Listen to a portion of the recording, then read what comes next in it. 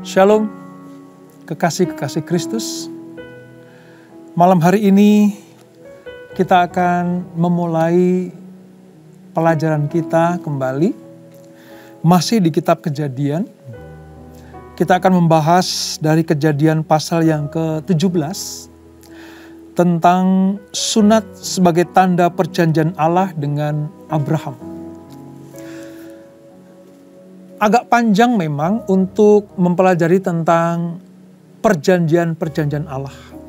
Tetapi ini menjadi dasar atas pengertian kita, pemahaman kita, pelajaran kita kepada masa-masa sampai di masa perjanjian baru nanti.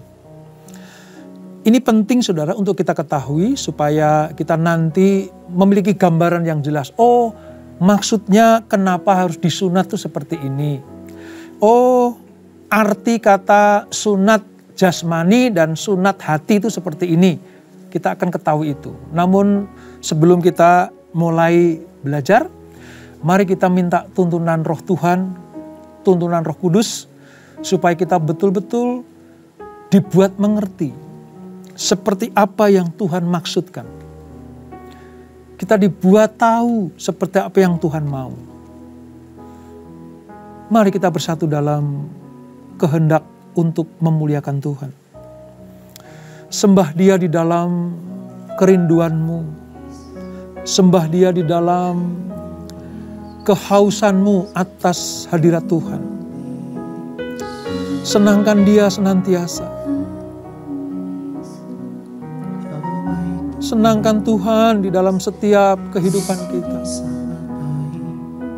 Sanjung namanya yang dahsyat dan ajaib itu. Oralaraba shekera laraba yara laraba. Oralaraba shekera laraba yara laraba yara laraba. Inalaraba shekera laraba raba raba raba raba raba yara laraba yara laraba yara. Inalaraba yara laraba yara rara rara rara. Inalaraba shekera. Kemurahan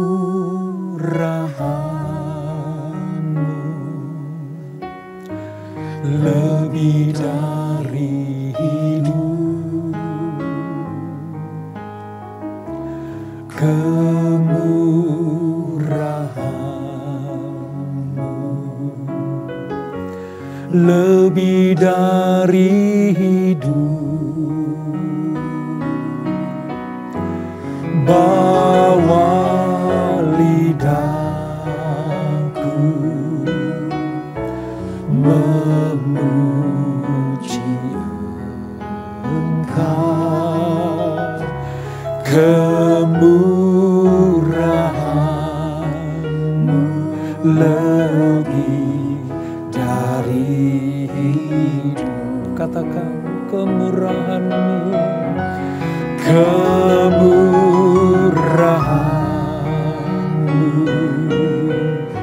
lebih dari hidup, kemurahan-Mu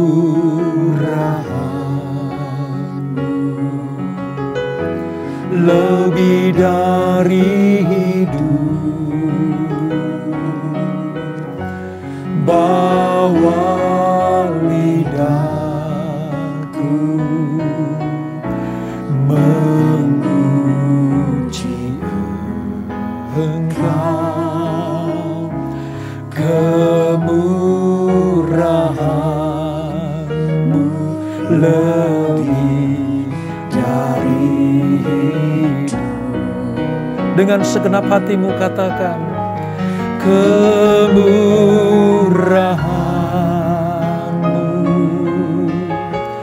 lebih dari hidup, kemurahan-Mu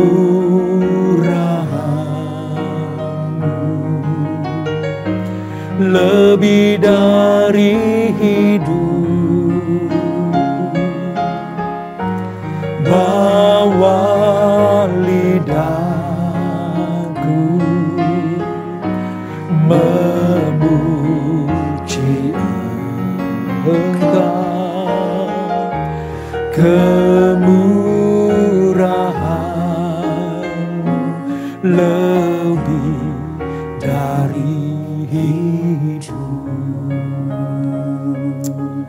Saudara, kalau saudara merasakan penyertaan Tuhan sepanjang hidupmu, itu adalah kemurahan Tuhan. Kalau engkau sehat sampai dengan saat ini, itu kemurahan Tuhan. Kalau engkau dalam keadaan baik-baik saja, itu juga kemurahan Tuhan. Kalau masih tersedia makanan di mejamu, itu adalah kemurahan Tuhan. Oleh sebab itu, terhadap kemurahan Tuhan yang diberikan buat kita semuanya, mari akui kebaikannya. Akui segala perbuatannya yang luar biasa buat kita semuanya. Biarlah lidah kita, mulut kita mengagung-agungkan Dia. Biarlah hati kita, jiwa kita terus mengagung-agungkan Tuhan. Sekali lagi katakan bersama-sama, kemurahannya lebih dari hidup. Dengan segenap hatimu katakan, kemurahan-Mu lebih dari hidup. Amin Tuhan. Kemurahan-Mu, terima kasih Tuhan, lebih dari hidup. Benar Tuhan.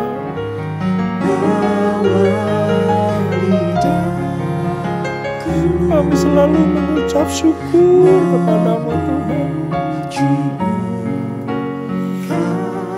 Sebab kemurahan-Mu lebih dari hidup. Katakan sekali lagi, kemurahan-Mu lebih dari hidup Tuhan. Kemurahan-Mu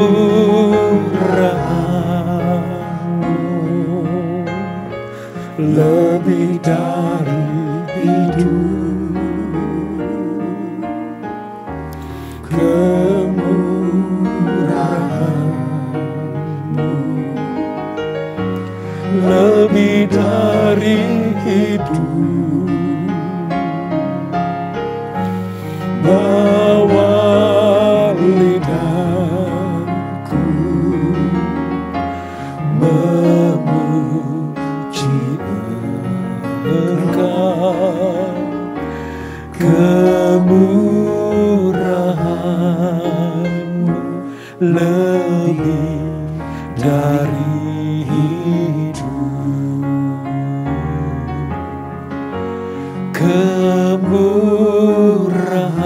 Kemurahan-Mu lebih dari hidup. Yes Lord. Kemurahan-Mu lebih dari hidup. Kita sembah Dia. Kita sembah Dia. Kita agungkan nama-Nya. Terima kasih Tuhan. Terima kasih untuk kemurahan-Mu. Terima kasih untuk kebaikan-Mu Tuhan. Terima kasih Yesus. Terima kasih Yesus.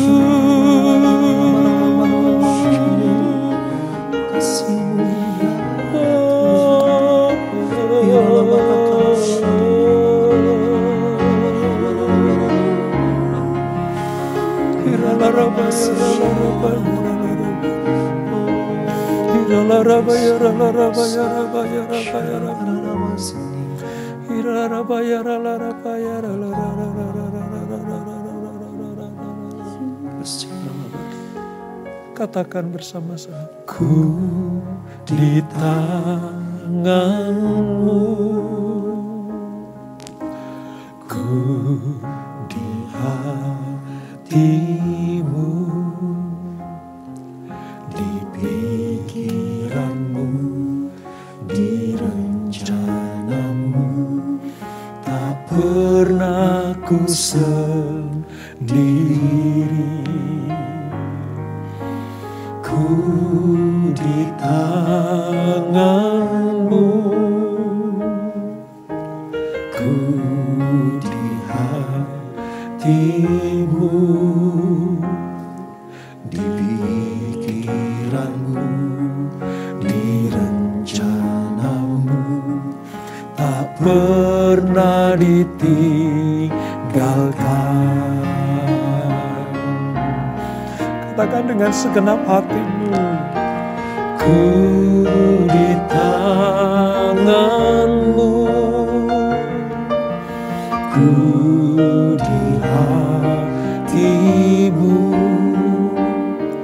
di pikiranmu, di rencanamu, tak pernah ku sendiri. Ku di tanganmu, ku di hatimu,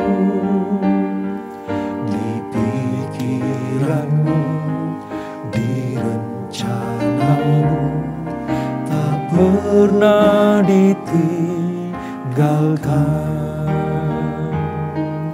Di pikiranmu, di rencanamu, tak pernah ditinggalkan. Di pikiranmu, di rencanamu, tak pernah ditinggalkan.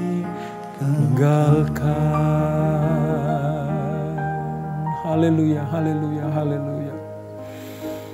Sebagai anak-anak perjanjian, kami ada di dalam tangan Tuhan.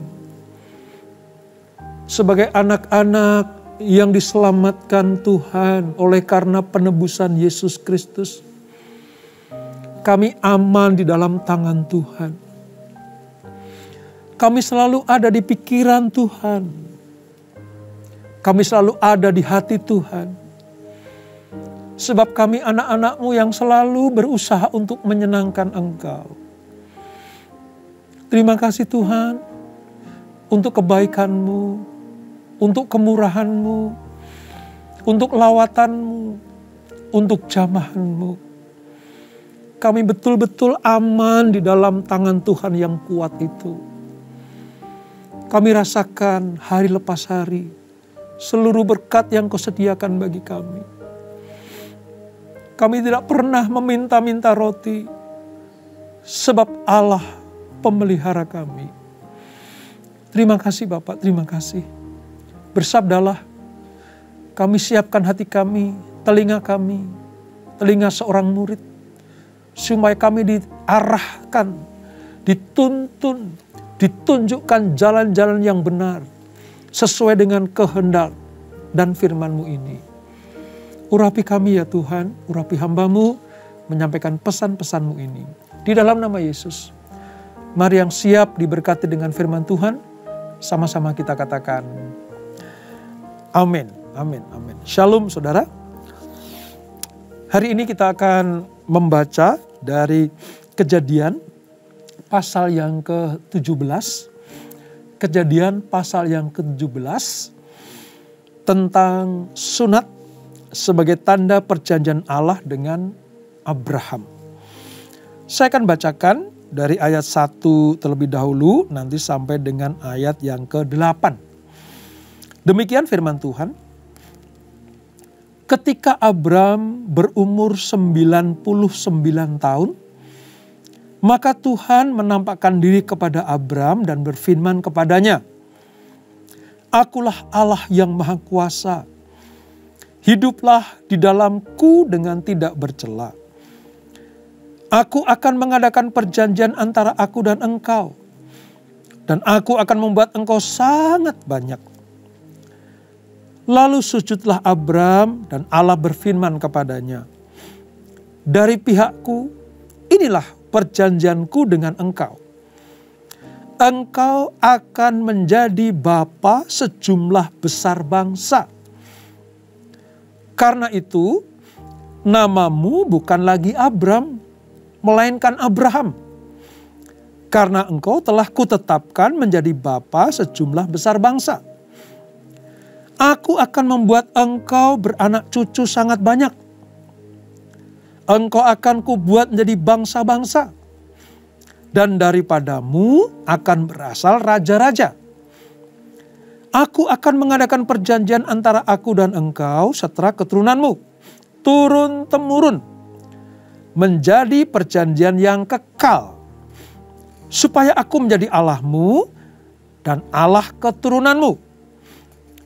Kepadamu dan kepada keturunanmu akan kuberikan negeri ini, yang kau diami sebagai orang asing, yakni seluruh tanah Kanaan akan kuberikan menjadi milikmu untuk selama-lamanya. Dan aku akan menjadi Allah mereka. Saudara, sebelum kita mengerti tentang arti perjanjian sunat, mari kita melihat kembali arti perjanjian antara Allah dan Abraham. Ingat ya, saya jelaskan tentang berit pada waktu itu, bagaimana lewat pembelahan seekor binatang lalu dijadikan sarana untuk perjanjian. Nah, ketika Allah sudah berjanji, namun Abram dan Sarah tidak percaya terhadap perjanjian itu dengan cara mengingkarinya, sehingga Abram mengambil Hagar sebagai istri atau gundiknya untuk melahirkan Ismail. Itu membuat Allah sangat sedih, saudara.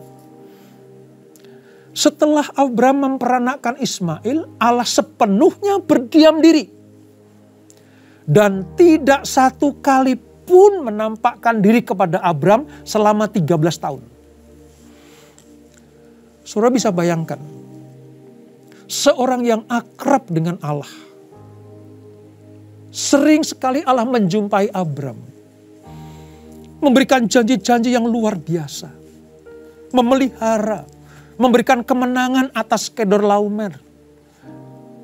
Namun ketika Abram menyakiti hati Tuhan dengan cara mendengarkan saran Sarah ini, usul Sarah ini untuk melahirkan Ismail, maka Allah sangat terluka hatinya. Sampai 13 tahun Allah tidak menampakkan diri dan berdiam diri terhadap Abram. Allah sedih karena ketidakpercayaan Abraham. Allah sangat terluka, saudara. Mungkin saya bertanya, kok Allah bisa terluka sih, Pak? Ya, bisa. Selama anak-anak perjanjiannya itu melukai hati Tuhan dengan cara mengingkari perjanjian, maka seketika itu juga Allah sedih, saudara. Terhadap ketidakpercayaan anak-anaknya, Allah itu sedih. Maka sampai dia berdiam diri 13 tahun. Nah, karena Allah berdiam diri, Abraham itu kadang kehilangan orientasi. Kadang bingung. Biasanya dapat firman. Biasanya kedatangan malaikat. Biasanya nyata sekali hadirat Tuhan. Ini kok gak ada apa-apa ya? Namun puji Tuhan, setelah reda kesedihannya, saat Abraham berumur 99 tahun, akhirnya Allah menampakkan diri kepada Abraham dengan tujuan apa?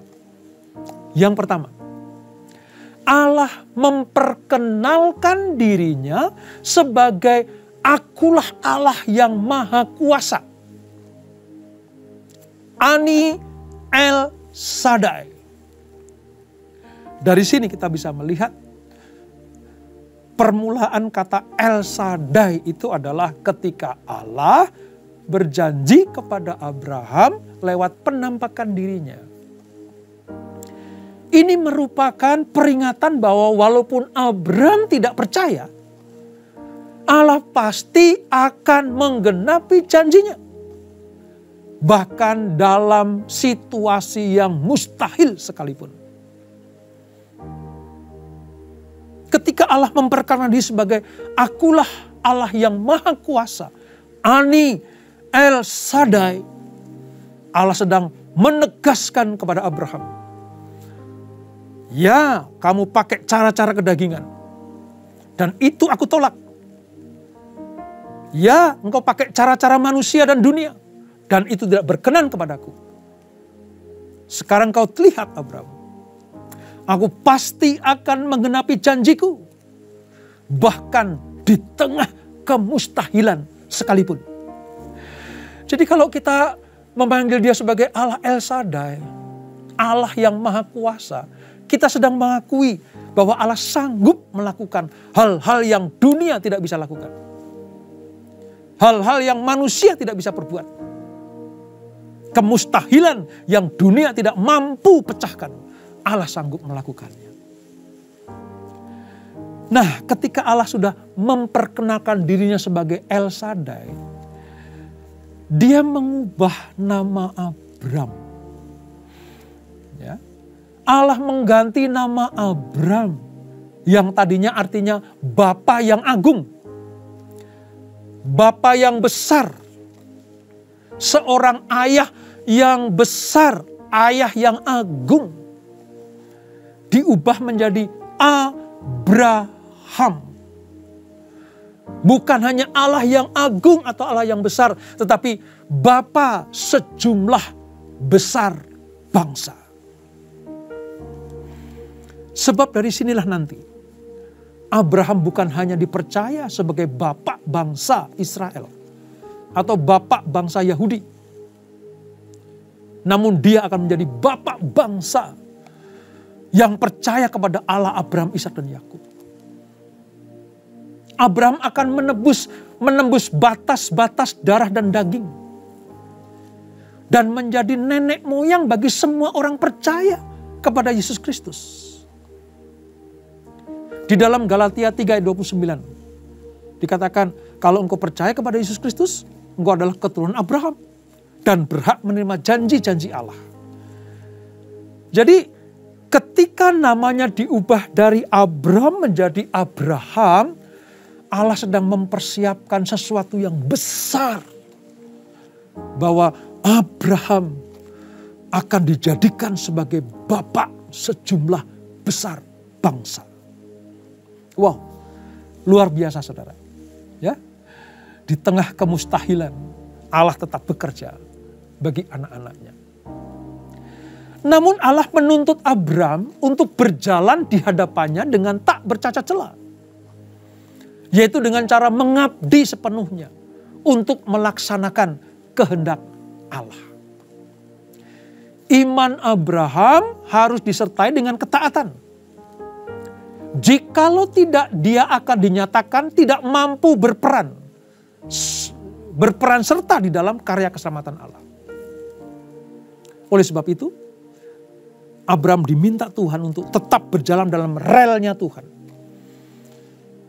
Namamu sekarang akan menjadi bapak sejumlah besar bangsa. Oleh sebab itu, tetaplah hidup di dalam kehendakku. Seperti kita juga, kalau Tuhan mau ubahkan kita saudara. Dari yang tidak baik menjadi baik. Dari yang kecil menjadi besar. Dari yang tidak berpengaruh menjadi berpengaruh. Dari ekor menjadi kepala. Tuhan minta supaya kita berjalan di dalam relnya Tuhan. Untuk tidak bercacat dan bercela. Supaya semua janji di dalamnya digenapi dalam kehidupan kita. Ini yang pertama. Abram diubah menjadi Abraham. Lalu di ayat 7 saudara. Ini dahsyat luar biasa. Dikatakan seperti ini. Aku akan mengadakan perjanjian antara aku dan engkau. Selalu isinya tentang perjanjian. Serta keturunanmu. Turun-temurun. Menjadi perjanjian yang kekal. Saudara garis bawahi kata perjanjian yang kekal. supaya aku menjadi Allahmu dan Allah keturunanmu. Janji Allah untuk menjadi Allahmu, ya, ini tidak ditemukan di kitab suci yang lain, saudara. Hanya di firman Allah yang di tangan kita inilah. Lewat peristiwa Abraham ini, Allah menyatakan perjanjian yang kekal, abadi. Bahwa aku akan menjadi Allahmu dan Allah keturunan-keturunanmu. Wow. Saudara tidak temukan ini di tempat yang lain. Allah sedang menetapkan sebuah perjanjian yang kekal. Ini janji yang terbesar di dalam Alkitab. Janji ini merupakan janji pertama yang melandasi semua janji lainnya. Nanti setelah ini, saudara, di dalam pasal-pasal berikutnya, di dalam kitab-kitab berikutnya, sampai dengan kitab Wahyu, semua janji Allah itu didasari atau dilandasi atas perjanjian Allah dengan Abraham yang kita baca pada malam hari ini. Allah tanpa pamrih mengikatkan dirinya kepada umatnya yang setia untuk menjadi Allah mereka. Coba bayangkan, inisiatif Allah mengikatkan dirinya kepada umat yang dikasihinya. Ini bentuk kesetiaan Allah, bentuk kebaikan Allah. Makanya tadi kita menyanyikan pujian, kemurahan-Mu lebih dari hidup, melebihi apapun juga yang ada di dunia ini, melebihi apapun kata-kata yang tertulis, yang ditulis oleh manusia. Dan kita tahu semua orang Kristen mewarisi janji yang sama melalui iman kepada Yesus Kristus. Oh, saya kalau merenungkan pasal ini, saudara, saya itu gak bisa berhenti untuk mengucap syukur. Tidak bisa berhenti untuk selalu mengatakan bahwa Tuhan Kau luar biasa. Sebab hanya kepada kami, kepada umat-Mu, kepada orang percaya, Dia mengikatkan diri.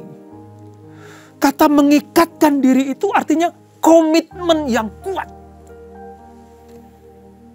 Untuk selalu memberikan yang terbaik bagi anak-anaknya. Dahsyat bukan, saudara? Dahsyat, luar biasa. Allah kita luar biasa. Nah, ini pengertian pertama tentang perjanjian yang kekal itu, saudara. Abram sudah diganti menjadi Abraham. Sekarang mari kita lihat Sarah. Karena Sarah nanti akan menjadi ibu bagi banyak bangsa. Apa yang terjadi? Ayat 15. Selanjutnya Allah berfirman kepada Abraham. Nah, sekarang udah mulai kepada Abraham. Kemarin kepada Abram gitu ya. Tentang istrimu Sarai, ya, tentang istrimu Sarai, ya. Janganlah engkau menyebut dia lagi Sarai. Ya. Jangan menyebut lagi Sarai. Tetapi Sarah. Itulah namanya. Ini seolah-olah hanya pergantian nama. Tapi sebenarnya ini pergantian fungsi. Dari Abram menjadi Abraham, Sarai menjadi Sarah. Sebab kalau Abram dijadikan bapa banyak bangsa, maka kata arti Sarah artinya ibu banyak bangsa.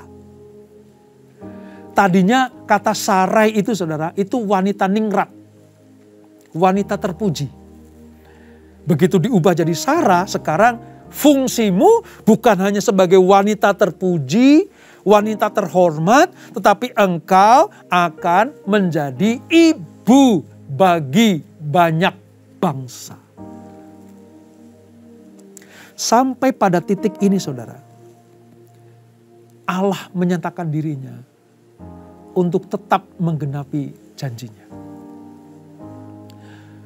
Setelah diubah nama, Allah memberikan janji kepada Abraham tentang keturunan, ya, tentang hak milik tanah perjanjian. Lalu Allah minta, saudara, Allah minta untuk apa? Abraham melakukan tindakan profetik pada zaman itu. Apa itu? Kita baca di ayat yang ke-11. Ya. Atau dari 9 dulu ya. Dari 9 sampai 11. Saya bacakan. Apa tanda tentang ikatan janji Allah kepada Abraham? Dari pihak Allah mengikat dirinya. Ya, berkomitmen mengikat dirinya. Nah, dari pihak Abraham apa? Lagi firman Allah kepada Abraham, ayat 9. Dari pihakmu, engkau harus memegang perjanjianku. Engkau dan keturunanmu turun-temurun. Inilah perjanjianku yang harus kamu pegang. Perjanjian antara aku dan kamu serta keturunanmu. Yaitu, setiap laki-laki di antara kamu harus disunat. Haruslah dikerat kulit katammu. Dan itulah akan menjadi tanda perjanjian antara aku dan kamu. Ya. Saudara ingat ketika Allah berjanji kepada Nuh tentang tidak akan membinasakan manusia dengan air bah, maka Allah pakai busur atau pelangi. Sementara kepada Abraham, Tuhan minta disunat. Nah, mengapa harus sunat? Mengapa harus dikerat kulit katamnya? Pertama begini saudara. Sebagai tanda ketaatan kepada Allah di dalam segala aspek hidup, sunat merupakan tanda dan meterai dari perjanjian Allah. Tanda dan meterai. Ya Tuhan, aku setia. Ya Tuhan, aku percaya. Ya Tuhan, aku taat. Oke, kasih tanda kepadaku. Lewat apa? Sunat. Ini meterai dan tanda. Yang kedua, sebagai tanda bahwa orang itu bagian dari umat perjanjiannya. Makanya terhadap keturunan Abraham nanti sampai Ishak sampai Yakub kan tadi katakan turun-temurun saudara. Itu mereka disunat semuanya. Sampai nanti pada zaman Daud ya, pada zaman Daud, saudara ingat ya, ketika dia berperang melawan Goliat, tentara orang Filistin, jagoannya orang Filistin, apa dikatakan? Hai, orang yang tidak bersunat menghina umat Allah. Nah itu kata-kata engkau yang tidak bersunat artinya engkau manusia atau orang yang tidak tergolong sebagai anak perjanjian. Jadi sunat itu bagian dari umat perjanjian. Bagi orang Yahudi sekali disunat tidak bisa dibatalkan kembali. Orang itu akan diidentifikasikan sebagai seorang Yahudi selama-lamanya. Dengan sunat. Yang ketiga, arti kata sunat itu sebagai simbol dari memotong hidup yang lama karena dosa. Lalu menyucikan hati dan mendedikasikan diri kepada Allah. Ini praktek sunat. Ini unik saudara. Ini unik sekali ya. Dibanding dengan praktek-praktek keagamaan yang ada pada waktu itu. Sebab praktek ini akan memisahkan umat Allah dari umat tetangganya yang kafir. Kata-kata engkau orang yang tidak bersunat itu artinya orang kafir. Orang bukan anak perjanjian gitu. Sebab praktek ini penting pada waktu itu. Sunat ini penting. Dalam membangun penyembahan yang murni kepada Allah yang tunggal. Atau Allah yang Esa atau Echad. Jadi saudara mengerti sekarang ya. Mengapa orang Yahudi ya, keturunan Abraham itu harus disunat. Ya. Dan nanti bukan hanya orang Yahudi saudara. Nanti keturunan Ismail juga akan disunat. Karena dia keturunan Abraham. Nah mungkin pertanyaannya begini. Pak, apakah sunat jasmani seperti yang dilakukan oleh Abraham, oleh anak-anaknya dan keturunannya, bisa sampai dengan kita saat ini? Ya. Jawabannya ada di dalam Roma 2 ayat 29. Saudara catat baik-baik. Roma 2 ayat 29. Ini akan menjawab apakah sunat jasmani masih bisa harus dilakukan oleh orang-orang percaya sampai dengan saat ini. Lihat apa yang dikatakan oleh Rasul Paulus kepada jemaat di Roma. Di dalam Roma 2 ayat 29. Tetapi orang Yahudi sejati ialah dia yang tidak nampak keyahudiannya. Dan sunat ialah sunat di dalam hati secara rohani. Bukan secara hurufiah. Maka pujian baginya datang bukan dari manusia, melainkan dari Allah. Saudara, arti kata sunat di perjanjian baru sekarang adalah bukan sekedar atau bukan hanya atau dilakukan dengan praktek pemotongan kulit katan itu. Tetapi sunat yang dimaksud Tuhan sekarang adalah sunat hati. Secara rohani, bukan secara hurufiah, artinya secara badaniah. Sunat yang benar bukanlah sunat lahiriah. Tetapi sunat di dalam hati. Ini Ulangan 3 ayat 6 juga mengatakan. Apa yang ada di dalam hati seseorang jauh lebih penting daripada apa yang kelihatan. Ingat kan? Jaga hatimu juga itu. Artinya apa? Posisikan dirimu, hatimu sudah bersunat, sudah benar, kudus. Dipisahkan dari kefasikan. Tanda sebagai milik Allah, umat perjanjian.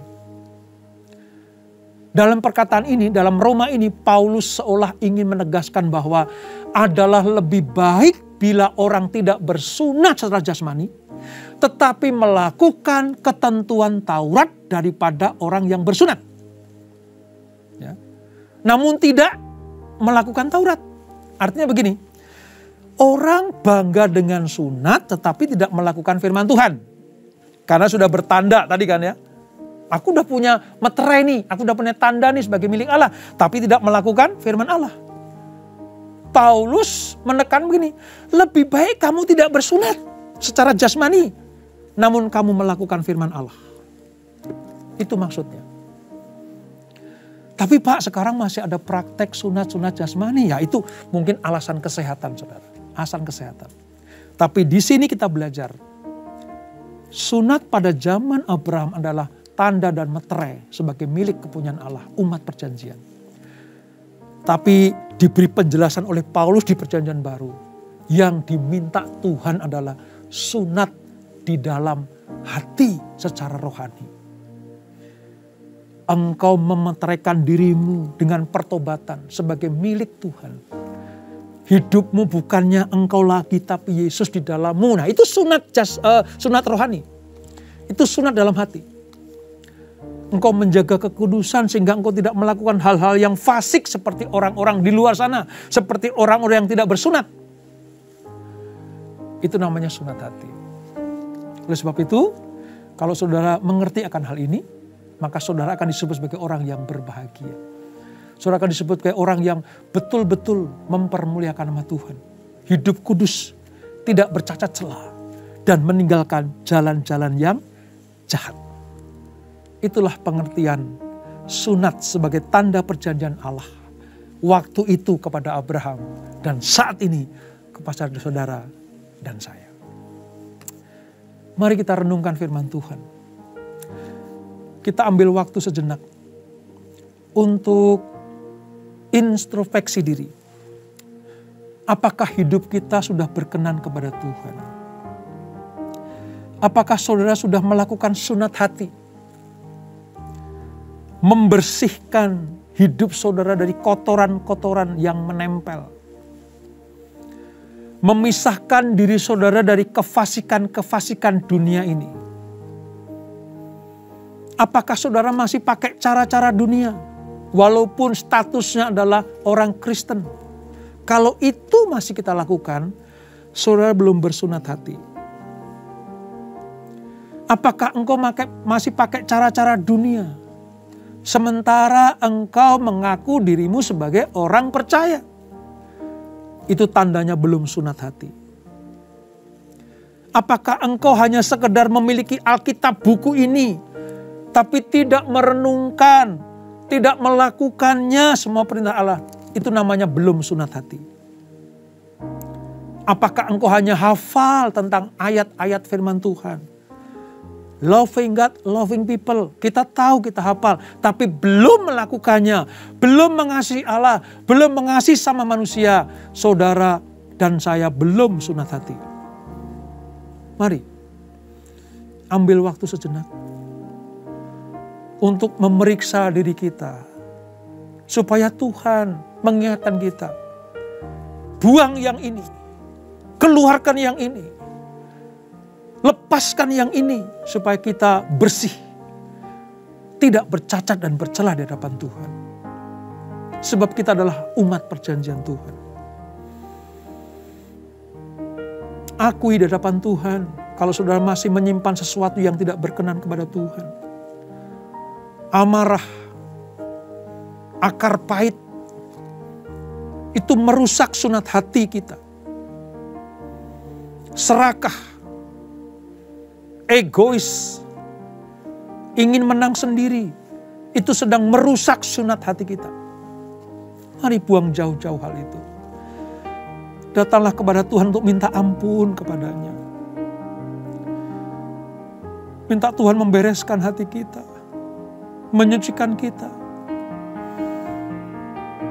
Ini kami Tuhan, ini anak-anak-Mu, ini umat perjanjian-Mu.